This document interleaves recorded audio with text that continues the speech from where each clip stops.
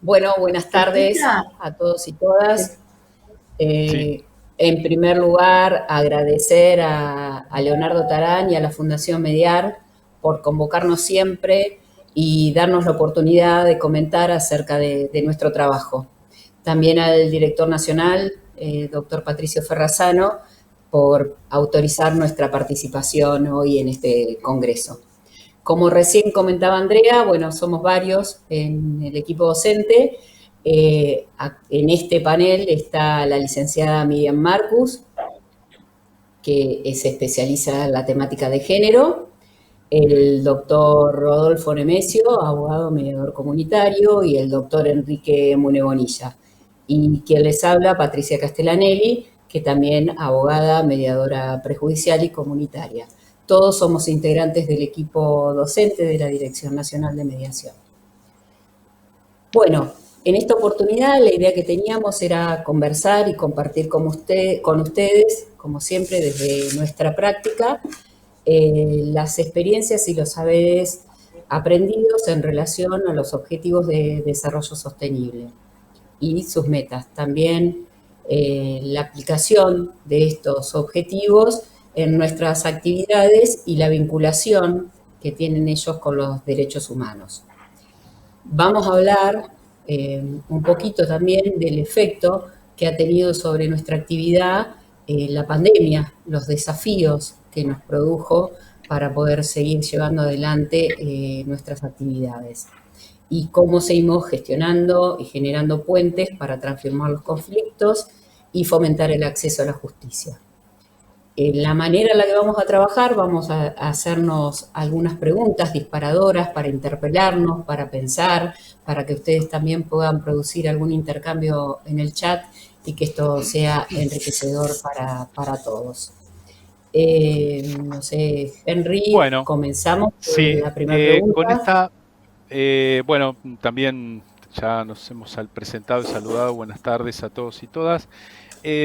Como dijo la doctora Castellanelli, un poco vamos a trabajar en base a algunas preguntas disparadoras. Y la primera pregunta que tenemos para formularnos y ver y responder es cómo se relaciona y qué implicancia tienen los derechos humanos y los objetivos de desarrollo sostenible con las áreas en las que nosotros trabajamos, ¿no? Esta es la primera pregunta que queremos compartir con ustedes y por supuesto la respuesta. Antes de comenzar a desarrollar cómo llevamos adelante esto en nuestras áreas específicas, nos parece importante compartir algunos conceptos que sean básicos o claves de esto que estamos hablando. En particular, nosotros venimos trabajando hace algunos años con los Objetivos de Desarrollo Sostenible y particularmente, como decían nuestros compañeros en el panel anterior, con el objetivo 16. ¿Por qué este objetivo tiene que ver con nuestra tarea? Porque este habla de promover sociedades pacíficas e inclusivas para el desarrollo sostenible, facilitar el acceso a la justicia para todos y todas y crear instituciones eficaces, responsables, inclusivas a todos los niveles. Entonces, en este sentido, antes de comenzar a desarrollar nuestros temas o los conceptos de cómo nosotros llevamos adelante las tareas, es importante que definamos qué entendemos por desarrollo sostenible. Y hay muchas definiciones que nosotros podemos encontrar, varias que son aplicables a nuestra área. Vamos a tomar la de la Comisión Brundtland de Medio Ambiente y Desarrollo, que es la que utiliza Naciones Unidas, y es la definición que entiende por desarrollo sostenible aquel que permite satisfacer las necesidades de la generación actual sin restar capacidad a las generaciones futuras para poder satisfacer las suyas. Entonces, desde este lugar, vemos que el desarrollo sostenible abarca tres dimensiones. Una la económica, la otra la social y la otra la de ambiental, medio ambiente. Obviamente que todas están relacionadas entre sí, tienen la misma importancia y relevancia y las tenemos que abordar de manera conjunta. Hay, en cuanto al desarrollo sostenible, se discute mucho si hay una única receta o hay una única manera de abordarlo, o si hay alguna manera adecuada de abordar cada uno de estos objetivos que se plasmaron y que en algún punto algunas personas dicen, bueno, son muy ambiciosos. No se sabe si en definitiva se podría cumplir o alcanzar con todos ellos. Pero bueno, lo que sí hay consenso es que para cualquiera de estos objetivos se necesita una práctica, y esta práctica para coordinar los contenidos de los objetivos tiene que ser negociada. ¿Y cómo se va a negociar? A través de algún tipo de diálogo o discusión que esté integrada a los sistemas de gobernanza, a los sistemas de una gobernanza participativa. Y como nosotros sabemos, uno de los componentes de la gobernanza participativa es el diálogo social. Entonces, tenemos en los objetivos de desarrollo sostenible 3 pilares. Una, la sostenibilidad que le tenemos que dar en el tiempo y que está vinculada a todo lo que tiene que ver con el comportamiento de nosotros como consumidores, en la toma de conciencia acerca de los resultados negativos de la producción y el consumo. Por otro lado, lo que tiene que ver con una igualdad intrageneracional, o sea, y acá lo que estamos hablando es la igualdad que tenemos que trabajar para la igualdad y eliminar las desigualdades que puedan existir entre el mundo desarrollado y el mundo en desarrollo. Esto también puede ser interno, ¿no? En los países la diferencia entre pobres y ricos, para hacerlo más breve. Y por último, la igualdad intrageneracional, que es la igualdad que nosotros vamos a tener en cuenta con respecto a los comportamientos y cómo vamos a adaptar nuestros comportamientos para las generaciones futuras. Todo esto marcado, como decíamos antes, con la participación ciudadana y el contexto del diálogo social. Los 3 elementos anteriores que mencionamos, o sea, la sostenibilidad, la igualdad intrageneracional y la igualdad intergeneracional, son elementos sustantivos. Ahora, el elemento que es un elemento de acción, digamos, de procedimiento, de forma, es el elemento que se vincula con nosotros, con los mediadores, con las personas que gestionamos y transformamos y trabajamos para la resolución de los conflictos. En este caso, ¿qué tenemos que hacer nosotros? Tenemos que difundir la utilización del diálogo y de los métodos participativos. ¿Para qué? Para que las personas puedan apropiarse de esta herramienta, que es una herramienta inclusiva, y porque además otro de los componentes del diálogo democrático, del diálogo social, es la rendición de cuentas que tienen que hacerse cada uno de los actores una vez que se llevan adelante este tipo de proceso. Entonces, nosotros, ¿qué vemos? Que cada uno de estos elementos son necesarios para poder tener un desarrollo sostenible y para que podamos llevar adelante cada uno de los derechos que venimos utilizando o mencionando en este tipo de objetivos. ¿Cuáles son? El diálogo social, la participación, la inclusión, el acceso a la justicia. Y como estos derechos son derechos indispensables, tenemos que saber cuáles son ellos y qué es lo que se apunta con cada uno de ellos y la evolución que han tenido, digamos, a lo largo de la historia para que hoy podamos sostener que necesariamente el acceso a la justicia es un derecho, la participación ciudadana es un derecho a nivel internacional. Por eso ahora Henry nos va a comentar acerca de esta evolución de los derechos humanos y la incorporación de estos que se llaman de última generación o de tercera o cuarta generación. Sí, gracias. Bueno, con relación a esta pregunta que nos formulamos, nos pareció interesante, teniendo en cuenta que los Objetivos de Desarrollo Sostenible tienen una fuerte raigambre en los derechos humanos, nos pareció citar algunos puntos de la evolución de este tema. A partir de la Declaración Universal de Derechos Humanos, que fue dictada en 1948,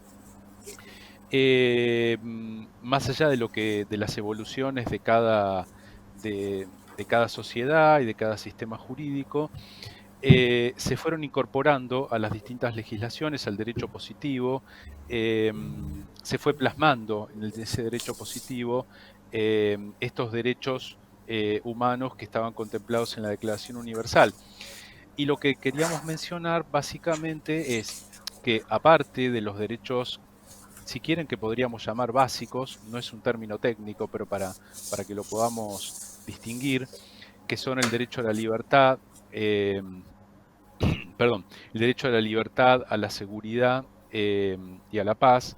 Eh, Tenemos lo que se llamó derechos humanos de tercera generación, donde ahí vemos que aparecieron el derecho a la coexistencia pacífica, el derecho a las condiciones económicas y sociales que permitan el desarrollo de una vida digna, el derecho al medio ambiente. Mencionamos solo algunos que por ahí que tienen que ver relación directa con el trabajo que nosotros hacemos. Y después, en la actualidad, tenemos en debate y en desarrollo lo que llamamos derechos humanos de cuarta generación. Y estos son el derecho, fundamentalmente los derechos de cuarta generación vienen con el desarrollo de las nuevas tecnologías, sobre todo finales del siglo XX y principios del siglo XXI, y son básicamente el derecho a la informática y a las nuevas, el derecho al acceso, pero, ¿no es cierto?, a la informática de las nuevas tecnologías, el derecho a la información a través de las nuevas tecnologías, el derecho al habeas data y a la seguridad digital, por ejemplo, entre otros. También se habla del derecho a la autodeterminación informativa. En este punto tenemos que mencionar que hay por ahí, por eso dijimos en desarrollo y en debate, porque, por ejemplo, por mencionar un caso, en algunos sistemas jurídicos el derecho a la informática, por ejemplo, no está considerado, o algunos juristas de prestigio inclusive, no consideran el derecho a la informática como un derecho humano. Así que esto está en discusión, es cierto que mayoritariamente se lo está considerando cada vez más, pero está por ahí un poquito en discusión. Y en vinculación directa con lo que nosotros trabajamos en relación al objetivo 16, podemos decir que en lo que hace al área, por ejemplo, de conflictos sociales complejos, un área donde nosotros nos toca intervenir desde el lugar de facilitadores de procesos de diálogo, desde esta área donde nosotros tenemos intervención directa en conflictos, se relaciona mucho lo que hacemos con los objetivos de desarrollo sostenible, puntualmente con el objetivo 16 y también con una de las metas principales del objetivo 16, que tiene que ver con, dice textualmente, reducir significativamente las formas de violencia. Los procesos de diálogo son procesos donde se promueve el diálogo pacífico, el diálogo inclusivo, porque incluyen los procesos de diálogo a personas de diversas procedencias, de distintos niveles culturales, personas que vienen de ONG o personas que vienen de grupos formados espontáneamente frente a una situación de conflicto. Es decir, son procesos realmente inclusivos y donde se plantea la posibilidad de escuchar y ser escuchado. Son procesos que contribuyen a la paz social, definitivamente, y a la coexistencia pacífica. Entonces entendemos nosotros que a través de esta actividad, es una de las actividades que hacemos nosotros, que se relaciona directamente con el objetivo 16 y con sus metas. En principio, con relación a lo que tenemos, a lo que podemos contarles respecto de esta actividad de procesos sociales, de diálogos a partir de conflictos sociales complejos, perdón. Esto es más o menos lo que queríamos contarles, ¿no? En relación a la pregunta que nos hicimos. No, no te estoy escuchando, Patú. ¿Se me escucha a mí? Ahí está. Sí, se escucha perfecto. Ahí volvió Rodolfo. Bueno, no, yo no te escucho, Patú. No sé si la escuchan ustedes. ¿Soy yo? ¿Me escuchan? Ahí Sí, sí, ahí ahí escuchamos sí. perfecto. Te ¿Sí? escuchamos, Pato. Bueno, entonces le damos la palabra a Miriam. Sí, sí. Ok. Bueno, muchas gracias. Desde ya, bueno, me sumo también a los agradecimientos a la convocatoria para la participación en este congreso. Eh, bueno, la Declaración de los Derechos Humanos afirma que todas las personas nacemos libres y con igualdad de derechos. Y también afirma que todos tenemos derecho a la no discriminación. Ahora, existen millones de mujeres e integrantes del colectivo LGTBIQ en todo el mundo que siguen sufriendo discriminación en el ejercicio de sus derechos, tanto civiles, políticos, económicos, culturales. La Carta Magna fue firmada por 4 mujeres que fueron a su vez las responsables de que se cambiara el nombre, porque en un principio iba a ser Declaración Universal de los Derechos del Hombre. Esta Carta Magna tampoco contempla las desigualdades provenientes del patriarcado, de los roles de género y de las desigualdades provenientes por la violencia de género. Es así que a partir del año 1975 se suceden una serie de conferencias internacionales promovidas por Naciones Unidas que tienen en cuenta todas estas cuestiones que no fueron previstas en la Carta Magna y que marcaron un hito en el avance por la igualdad de derechos. Nos parece algo natural y obvio que las mujeres votemos, que nos eduquemos, que trabajemos, que podamos tener propiedades sin tener autorización de nuestro padre o de nuestro marido. Pero esto fueron todas conquistas que realizamos las mujeres en todo este proceso de lucha.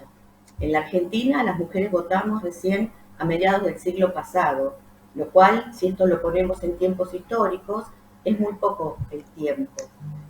Los argentinos también fuimos pioneros en algunas leyes, por ejemplo en el 91 con la ley del cupo femenino para la legislatura, y a principios del siglo XXI también hemos sido vanguardistas en leyes como la llamada ley de violencia de género, la ley de matrimonio igualitario y de identidad de género, entre otras leyes. Pero aún queda un largo camino por recorrer, ya que a nivel mundial las mujeres ganamos menos que los hombres. En la Argentina esto es un 26% menos y esto sube a un 30% en los cargos jerárquicos. También tenemos menos acceso a estos cargos jerárquicos. A nivel mundial también somos más pobres, más analfabetas y lo peor de todo es que nos matan. En la Argentina, en lo que va entre enero y mayo de este año, hubo 121 femicidios, en los cuales la mayoría de ellos tuvieron denuncias y medidas cautelares. Esto también nos hace ver cómo se vincula la igualdad de género con el acceso a la justicia. Ya las reglas de Brasilia promovían los métodos pacíficos de resolución de conflictos, especialmente en las personas con vulnerabilidad. Y las mujeres entran dentro de ese colectivo, explícitamente dentro de las leyes de Brasilia. ¿Qué tenemos que tener en cuenta los mediadores y las mediadoras al pensar en la perspectiva de género? En primer lugar, tenemos que tener en cuenta que hablar de perspectiva de género no es hablar de mujeres, sino que es hablar de una construcción social sobre la feminidad y la masculinidad en un momento histórico dado. Y también tiene que ver con las relaciones que se establecen, o sea, es una mirada entre las relaciones que se establecen entre varones, mujeres y diversidades, que en general están mediadas por cuestiones de poder. Y en estas relaciones de poder que se dan en todas las relaciones sociales, las mujeres y las diversidades en general quedamos en desventaja. Lo primero o sea, todos fuimos formados en una cultura patriarcal, con lo cual tenemos incorporados patrones de comportamiento, valores, creencias de dicha cultura. Con lo cual, lo primero que tenemos que hacer es una revisión, una deconstrucción de estos patrones y creencias que tenemos incorporados porque de otra manera, si no los hacemos visibles y si no nos observamos a nosotros mismos, esto se puede traducir en un proceso de mediación, en desigualdades y en fomentar estereotipos. Es un poco asimilable a lo que habla Uri en su último libro, que es el de gestionar la paz con uno mismo, y que tiene que ver, él habla de pensar los obstáculos internos que tenemos nosotros al momento de una negociación. Yo lo haría extendible, o sea, en pensar cuáles son nuestros obstáculos en un proceso de mediación que tiene que ver con la no visualización de estas desigualdades. Quisiera terminar con una frase de Kofi Annan, que es la ex secretaria general de Naciones Unidas, que dice que la igualdad de género es más que un objetivo en sí mismo, es una condición previa para afrontar el reto de reducir la pobreza, promover el desarrollo sostenible y la construcción de un buen gobierno.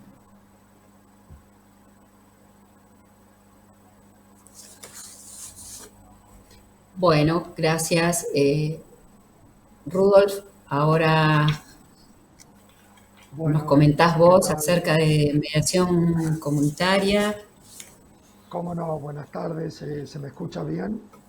Porque hoy parece que tengo un Sí. día medio complicado con Sí, el te tema de escuchamos la bien. conexión. Sí, sí, te escuchamos bien. Perfecto. Acá, de acuerdo a lo que escuché también en el panel anterior, cuando nuestros compañeros de escolar, de penitenciario y lo que venimos escuchando, en lo particular yo quería hacerme algunas preguntas vinculadas específicamente a mediación comunitaria y la implicancia de los objetivos de desarrollo sostenible. Por ejemplo, vemos que hay, especialmente en el objetivo 16 o en el ODS 16, se habla de la reducción de los conflictos como un objetivo muy importante a compartir y desarrollar por todas las naciones. En este punto, para todos los que somos mediadores, siempre nos gusta preguntarnos y replantearnos esto de si en realidad a nosotros nos preocupa más la reducción de los conflictos o la adecuada respuesta que tengamos frente a los conflictos que aparecieren. Es decir, más que reducir conflictos los mediadores, nos gusta hablar de mejorar las herramientas para gestionarlos. Y esa puede ser una pregunta que nos podemos hacer. Está claro que el ODS 16, cuando habla de reducción de conflictos, también lo está pensando especialmente en los conflictos armados. Esto está claro que a nadie le cabe duda de que reducir los conflictos armados es un objetivo válido a perseguir y a obtener. Ahora, normalmente, salvo aquellos que trabajamos en mediación, si yo le preguntara al gobernador de una provincia, a ver, ¿usted sabe cuántos conflictos hubo en su provincia el mes pasado? Y me dijera, creo que tuvimos 2 conflictos, yo diría, bueno, qué comunidad pacífica. Y le preguntamos a otro gobernador y me dice que él tuvo 50 el mes pasado y uno diría, bueno, esta provincia parece que es muy conflictiva. Sin embargo, los mediadores tenemos bien en claro que acá no importa tanto la cantidad de conflictos que una persona, un municipio, una provincia, un estado tenga, sino mucho más la forma de gestionarlos. Es decir, esto acompaña un poco a los mediadores con la visión positiva del conflicto. Y esto es un poco lo que debemos reflexionar de la vinculación del ODS 16 y esto que menciona de la reducción de los conflictos, que los mediadores nos gusta trabajar un poco más, especialmente todavía en el ámbito comunitario, respecto a cómo abordamos y qué respuestas damos frente a los conflictos. La otra pregunta que me quería hacer, vinculada a mediación comunitaria, estaba vinculada al tema de la paz social. Al principio siempre nos llamaba la atención cuando todos aquellos destinatarios de nuestros cursos terminaban la capacitación y nos decían que, independientemente de haber recibido buenos contenidos y demás, entendían que el curso casi les había cambiado la vida. Esto, por supuesto, en un principio nos llamaba un poco la atención, porque uno diría, cambiarle la vida a nosotros que somos un poco fanáticos de la mediación en general y de la mediación comunitaria en particular. Para nosotros mismos no nos resultaba extraño, pero uno decía, pero a los propios destinatarios también les pasa esto. Entonces nos damos en cuenta de por qué servía tanto para acompañar y transformar la paz social. Porque las personas, los contenidos que vemos en los cursos y las personas que se forman como mediadores, no solo reciben un contenido, sino también, podríamos llegar a decir, una forma de ser, una manera de ser, una manera de comportarse. Y eso nos lleva a preguntarnos, ¿un mediador tiene que comportarse como mediador las 24 horas del día o solo alcanzaría con que uno sea mediador mientras está desempeñando el rol? Esto lo relaciono con un amigo juez que me contaba, y él me decía, yo soy juez las 24 horas del día. Y yo pensaba, la verdad que me suena un poco preocupante para su familia, para sus amigos, que esta persona se comporte como juez las 24 horas. Ahora esto, que a lo mejor sería observable o cuestionable, si vale la palabra, para un juez, no nos resulta tan raro para un mediador. De un mediador uno esperaría que esa persona se comporte como mediador las 24 horas, no que sea mediador cuando tiene que desempeñar el rol y cuando termina su tarea dice, bueno, acá puedo seguir siendo intolerante, puedo seguir no escuchando a mis hijos, puedo seguir peleándome con el vecino. Uno esperaría en esta contribución de la paz social que esa persona sea mediador todo el tiempo, es decir, un poco las 24 horas. No sé si se me escuchó bien, si está saliendo un poco cortado el audio, ¿se entiende? No, se escuchó perfecto. Estamos perfectos.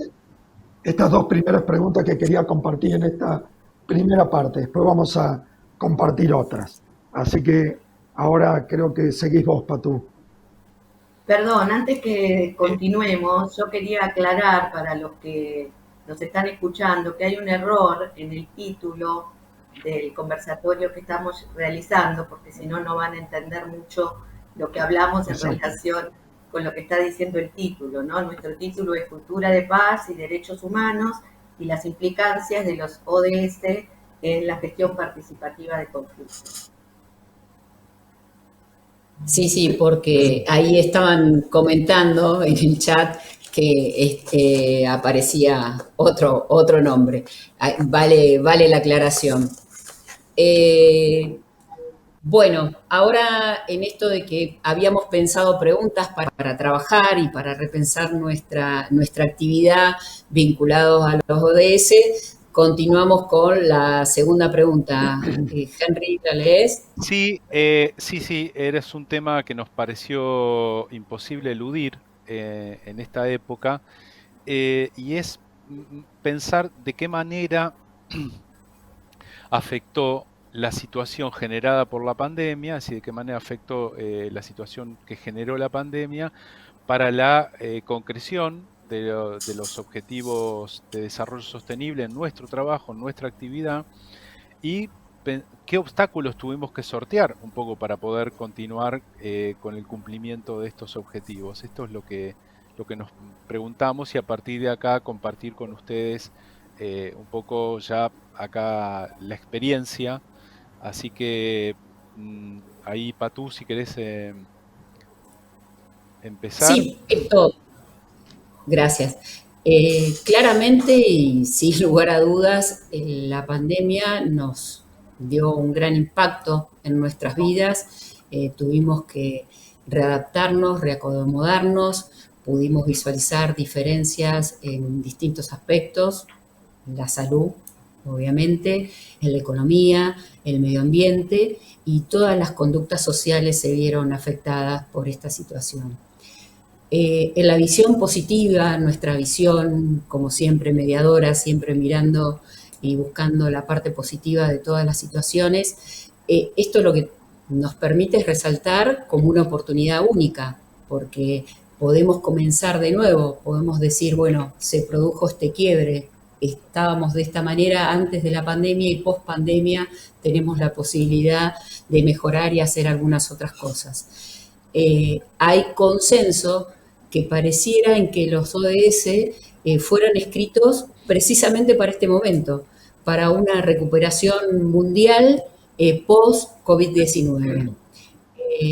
Entonces es un momento histórico único que nos toca vivir a nosotros en un contexto de una extraordinaria complejidad, donde hay alta vulnerabilidad, en donde quedó demostrado que todas las sociedades tenemos dificultades en cuestiones básicas, y como es el acceso a la salud, la imposibilidad de trabajar en algún momento o la restricción de nuestros derechos.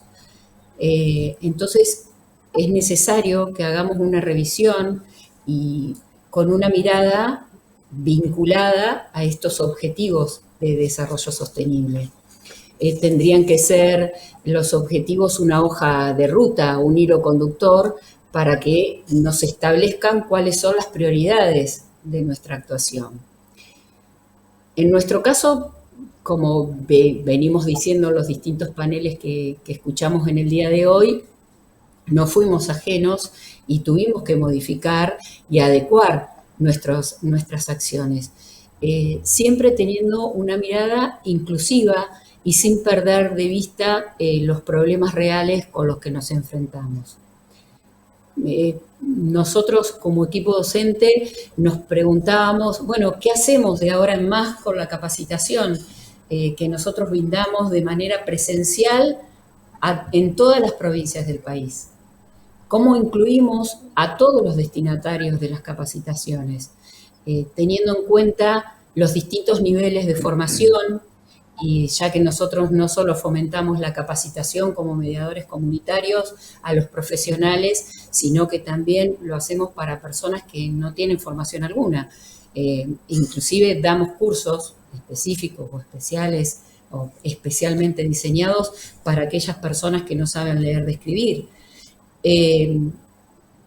Si lo hacemos de manera virtual y ahí incorporamos la plataforma educativa del Ministerio de Justicia para poder brindar nuestros cursos, surgían y surgen otras preguntas. ¿Todas las personas tienen acceso a la tecnología?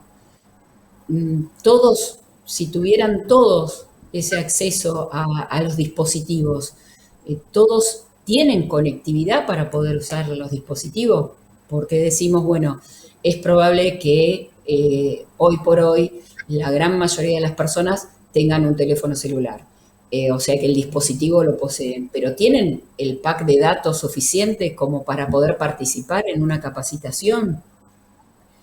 Y si tuvieran estos dos elementos, tienen el dispositivo y tienen la conectividad, ¿todos saben cómo utilizar las plataformas? ¿Tienen la formación para poder ingresar a la plataforma que nosotros propiciamos, que es la plataforma Moodle, o todos tienen la posibilidad de aprender y rápidamente poder manejar una herramienta como Zoom? ¿Y cómo fomentamos nosotros esto o cómo articulamos para que se pueda llevar adelante una mediación comunitaria? ¿Cómo fomentamos los círculos restaurativos a la distancia? ¿O cómo llevamos adelante un proceso de diálogo facilitado? Todas estas cuestiones fueron las que a nosotros nos llevaron y nos obligó a repensar nuestra actividad, y me imagino que a cada uno de ustedes desde sus lugares también tuvieron que tomar medidas acordes a enfrentar esta situación, y eso nos pone en un lugar de desafío permanente, de creatividad, de buscar cuáles son los recursos que tenemos, pero sin olvidarnos de que tenemos que incluir a la mayor cantidad de personas posible, que no nos tenemos que olvidar lo que dice el objetivo 16 del acceso a la justicia y de poder brindar el espacio para que todos puedan participar. Recién los decíamos, tiene que ser este diálogo social, esta democracia participativa. Entonces, desde este lugar, cada una de las acciones que llevamos adelante tienen que tener en cuenta esta mirada de inclusión. El- Ahora lo que vemos es cómo en cada una de las cuestiones o las áreas que nos tocan hablar en este panel fuimos modificando algunas de las acciones teniendo en cuenta el acceso a justicia. No sé, yo me Bueno, veo, ¿se escuchó bien? Porque me sale Sí, internet débil, así sí, que sí, no sé sí, si se se escuchó bajó o bien. sí, sí, subió. sí, se escuchó, Bueno, listo. yo Entonces, te escuché ahora no perfecto, sé si. Pato. Sí, ¿Eh? no, Bueno, no, te escuchamos perfecto, yo te escuché perfecto, por lo menos. Rubos, Bueno, en lo entonces, que tiene, sí, sigo yo, en lo que tiene que ver con mediación comunitaria en particular, acá en el caso nuestro no nos tenemos que olvidar que nosotros somos integrantes de la Dirección Nacional de Mediación, que es parte del Ministerio de Justicia. Entonces hay un servicio que uno tiene que seguir manteniendo, intenta seguir manteniendo. No es lo mismo que si uno estuviera en una institución privada que dice, bueno, ahora me encuentro con estas dificultades, entonces durante un tiempo de trabajar, digamos, hasta que, como suelen decir en algunos lugares, hasta que el temporal amaine. Nosotros, desde el Estado, no nos podemos permitir eso. Es decir, porque tenemos que tratar de mantener toda la capacitación y la formación que veníamos haciendo y, como decía Patú, a la mayor cantidad de destinatarios posibles. Pero nos encontramos con esas dificultades. Aún cuando la formación era presencial, muchas veces cuando viajábamos al interior de nuestro país, de Argentina, eh, algunos nos preguntaban, pero ¿cómo? ¿Ustedes le dan formación en mediación comunitaria y se puede formar cualquier persona? No es requisito que sea abogado, que sea algún profesional. Eso llamaba un poco la atención. Por supuesto, a todos aquellos que trabajan ya hace mucho tiempo o poco tiempo en mediación comunitaria, esto no les resulta ajeno. Ya hoy por hoy todos sabemos que mediador comunitario puede ser cualquier persona. Lo único que uno pide es tener una vocación social, un perfil adecuado, pero por supuesto que no se requiere ninguna profesión, ningún conocimiento previo. A tal punto que, como decía Patú, la doctora Castellanelli, hemos tenido sí, cursos yo de mediación ya dije comunitaria. varias veces los sobrenombres, disculpas. Bueno, como, como contó la doctora Castellanelli, muchas veces en el presencial hemos tenido asistentes y personas que se formaban como mediadores con escasa educación formal, apenas sabiendo leer, apenas sabiendo ir. Pero todo esto con la virtualidad nos agregó una dificultad. Primero para nosotros, tuvimos que capacitarnos, que formarnos, que aprender. Acá tenemos a la licenciada Miriam Marcus, especialista en estos temas, que nos decía, no se olviden que dar un curso virtual no es tomar los contenidos presenciales y pasarlos por Zoom. No es eso. Entonces tuvimos que trabajar todo desde cero, volver a escribir los contenidos, esto de aprender encuentros sincrónicos, encuentros asincrónicos. Ahora, todo esto está muy lindo, nosotros lo pudimos hacer, pero ¿qué pasa con el destinatario? Porque como decía la doctora Castellanelli, la plataforma del Ministerio de Justicia trabaja sobre una plataforma Moodle. Y muchos dicen, bueno, ¿cómo entro? Teníamos que indicarle, tuvimos que crear grupos de WhatsApp para poder indicarle a las personas cómo conectarse, cómo entrar, cómo acceder a los contenidos. Y siguiendo nuestras obsesiones, a margen de todo el contenido que poníamos en la plataforma, quisimos seguir manteniendo lo que llamamos sincrónicos. Es decir, nosotros siempre lo diseñamos con un contenido que se ve por internet o en la plataforma y otro contenido donde sigue siendo por internet, pero donde nosotros participamos, hacemos intercambio con los destinatarios, les vemos los trabajos que les dimos para hacer. Entonces nos encontramos con algunas particularidades que las pudimos ir resolviendo sobre la marcha. ¿Qué pasa? Como decía la doctora Castellanelli, si alguien no tiene celular o teniendo celular no tiene el pack de datos? Entonces encontramos algunas salidas como personas conecten en un mismo porque vi que iba un poco lento, entonces no sé si es lo mío o la conexión general. Entonces, No, por un estas poquito se zonas, cortó, pero no sé. pero más o menos se escucha, que dos personas se pudieran conectar en un mismo dispositivo. Entonces, eso nos dio una salida. Nos encontramos con algunas particularidades que cuando teníamos actividades grupales y armábamos salas, contábamos los asistentes y veíamos que había 20. Entonces decíamos, ¿cómo hay 20 si tenemos 21 presentes? Claro, porque había dos conectados en una misma conexión, o a veces más también. Entonces, esta pregunta que nos hacemos, nosotros le damos respuesta. ¿Es necesario tener alguna formación previa para formarse como mediador comunitario? Nosotros decimos no, cualquier persona lo puede ser. La otra pregunta que se vincula a esto es, Eh, intentando eh, llegar a todos, Doctor ¿se escucha bien Nemesio, o tendría no? que ir sí, pero tendría que ir redondeando un Sí. poquito. Ok, última cortita, un minuto. Era, ¿qué pasa con aquellos destinos que nos piden, bueno, mire, como ahora es virtual y no es necesario que la gente se traslade, quiero formar 400 personas. Total, se conectan por internet y se forman todos. Eso nos requirió repensar qué requisitos poníamos para mantener la calidad de la educación, que muchas veces uno dice la cantidad, a veces conspira con la cantidad. Entonces pudimos mantener grupos reducidos.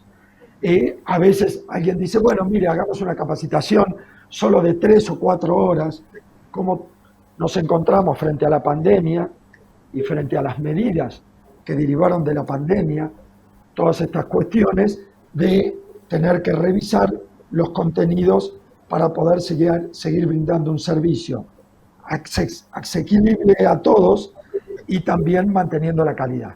Bueno, un poco esto es las preguntas que quería repensar con todos ustedes. Bárbaro. Gracias.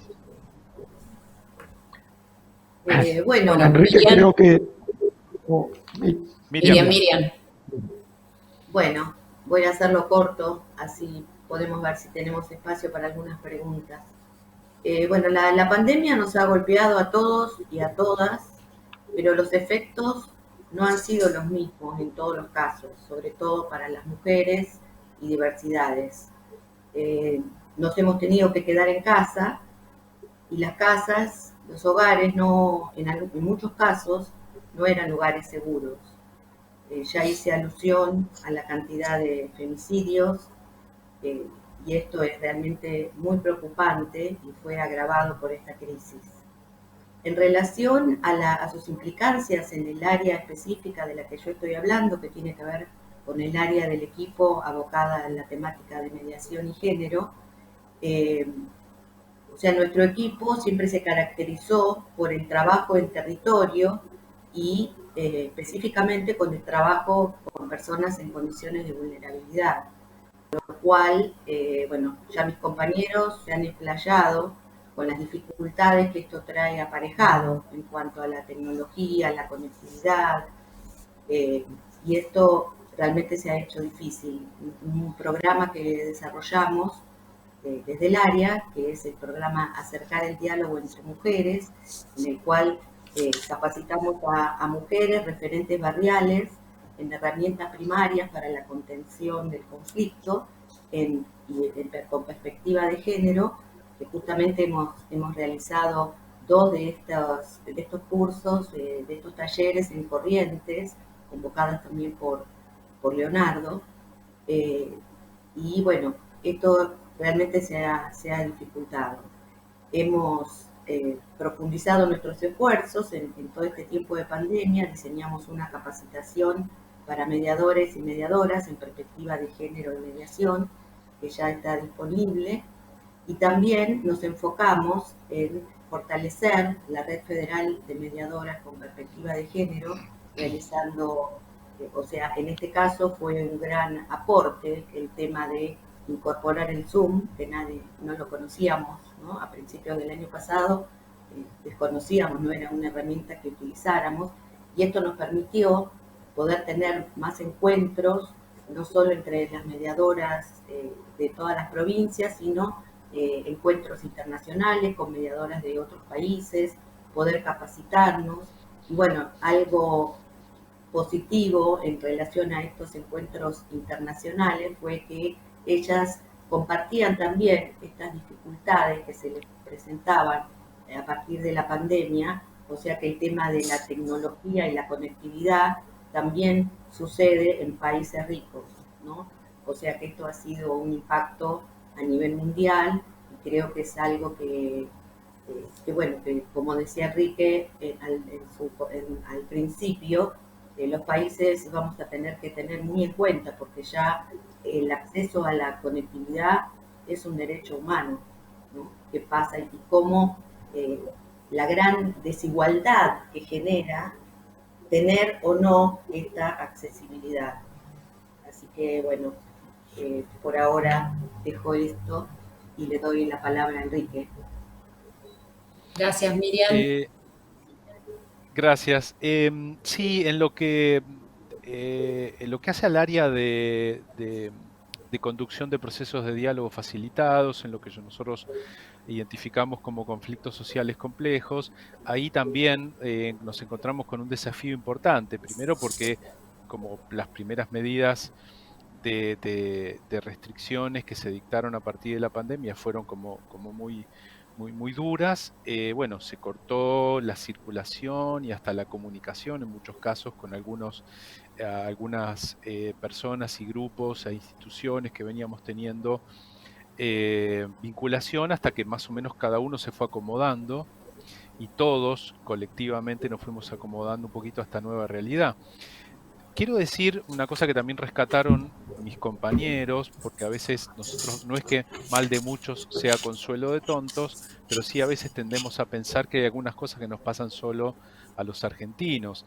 Y con relación a lo que son procesos de diálogo, al principio de la pandemia, importantes funcionarios de Naciones Unidas que trabajan en procesos de diálogo señalaban la imposibilidad de continuar con los procesos de diálogo debido a las restricciones que traía la pandemia. Digo, esto nos encontramos todos con esta dificultad. A partir de acá empezamos a pensar también a ver cómo se podía. Y bueno, la realidad es que la experiencia que podemos transmitirles es que en algunos casos lo pudimos lograr y en otros no. Ahora, ¿cuál fue la diferencia fundamental? Contando, por supuesto, con la disposición de las partes, que siempre es básico para que podamos trabajar en un proceso de diálogo. La diferencia, lo mismo que, como dijeron mis compañeros, fue la posibilidad de esto de tener acceso a una conectividad adecuada, tener el acceso a la informática y a las nuevas tecnologías. Si nos encontramos con que algunas de las partes que participaban o tenían que participar, ser parte de algún proceso de diálogo, no tenían esta posibilidad del acceso a los medios adecuados para que pudieran hacer. Bueno, pero sí hubo algunos casos y que de hecho tenemos trabajando que sí se pudo hacer y como contar como una experiencia muy chiquita, sin mencionar cuál por una cuestión de confidencialidad, pero nos tocó trabajar en un caso donde había muchos organismos y hay muchos organismos nacionales y provinciales involucrados. Y ahí se hizo un esfuerzo importante de coordinación entre organismos nacionales por un lado, organismos nacionales y los organismos provinciales de la provincia donde estaba la situación de conflicto. Y por otro lado pudimos ir gestionando conexiones y contactos con las partes que eran parte del proceso, digamos, no gubernamentales, que no tenían que ver con organismos, sino que eran grupos particulares. Y allí también nos encontramos con que a partir de la buena predisposición se encontró la forma de que, pudiendo trasladarse a un lugar donde tenían las condiciones, ayudados inclusive por alguna organización que pudo darles a lo mejor la conectividad que no tenían en forma individual, y ahí pudimos entonces encaminar un proceso de diálogo y evitar, sobre todo evitar en la primera instancia, una escalada violenta en un conflicto que en realidad venía ya con manifestaciones, algunas manifestaciones violentas, pero una cosa muy positiva que se pudo lograr fue frenar esa escalada de violencia, parar esa escalada, a partir de que pudimos generar este proceso de diálogo de manera virtual, con la idea de continuarlo, se continuó por supuesto, y con la idea de continuarlo de manera presencial, ni bien estemos todas las partes en todo el país en condiciones de hacerlo, ¿no?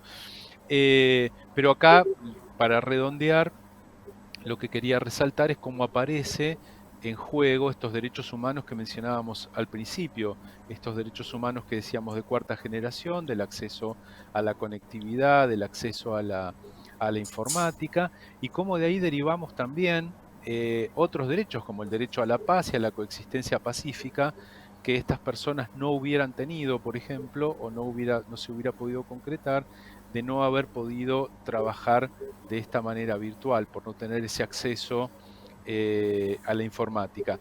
Así que bueno, básicamente esto, transmitir que como todos también en esta área tuvimos que ir gestionando una adaptación fundamental a esta situación, y resaltar en este sentido la colaboración que se necesitó de muchas áreas de gobierno y también de actores privados que participaban en el proceso de diálogo, ¿no?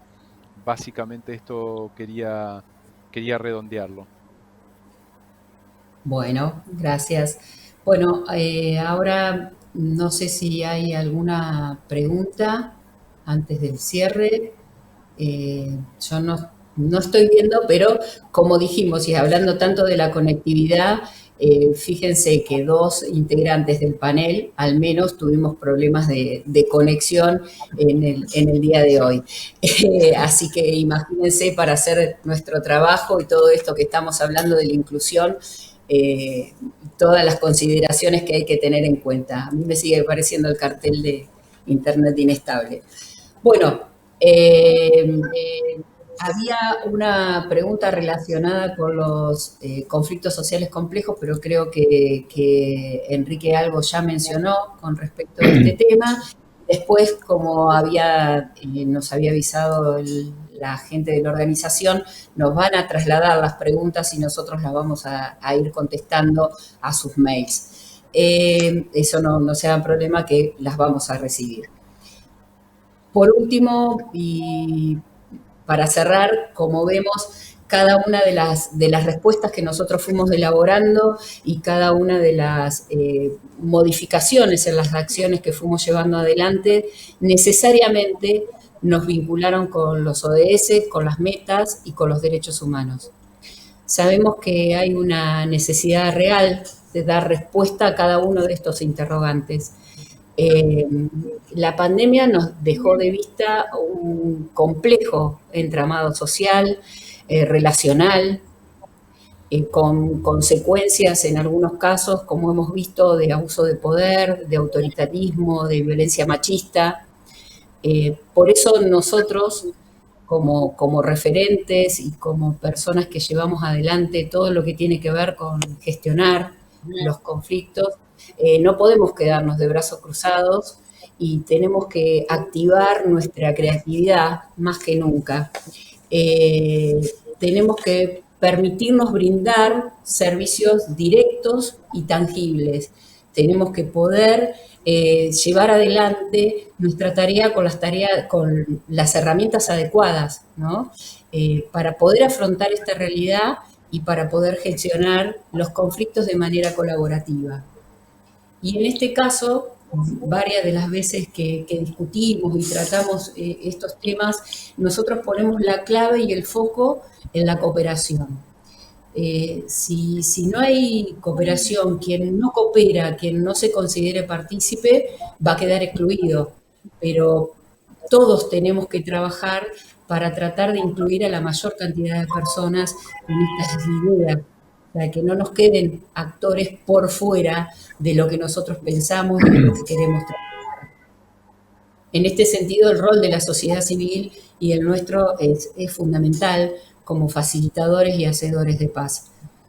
Tenemos que estar atentos y no obviar a nadie en la convocatoria, siempre tratando de incluir, de sumar y comprendiendo cada una de las realidades. Tenemos la obligación, así como decía el doctor Nemesio, nosotros como parte del Estado, de tratar de tener esta mirada lo más inclusiva posible. Y como solemos decir, la realidad no se cambia negándola, no se cambia no hablando de ella o ocultándola. La realidad únicamente se modifica a través de nuestras acciones y creando nuevos caminos y creando nuevos espacios, y que esos nuevos caminos y esos nuevos espacios van a hacer obsoleta la otra realidad y vamos a permitirnos avanzar. Sobre crear nuevos espacios, nuevos puntos de encuentros y nuevas salidas, los mediadores somos expertos. Así que, bueno, nos proponemos cada uno de nosotros y los invitamos a ustedes a que sigamos trabajando para seguir afianzando el acceso a la justicia y la cultura de paz. Muchas gracias. Gracias. Bueno, gracias a todos. Gracias.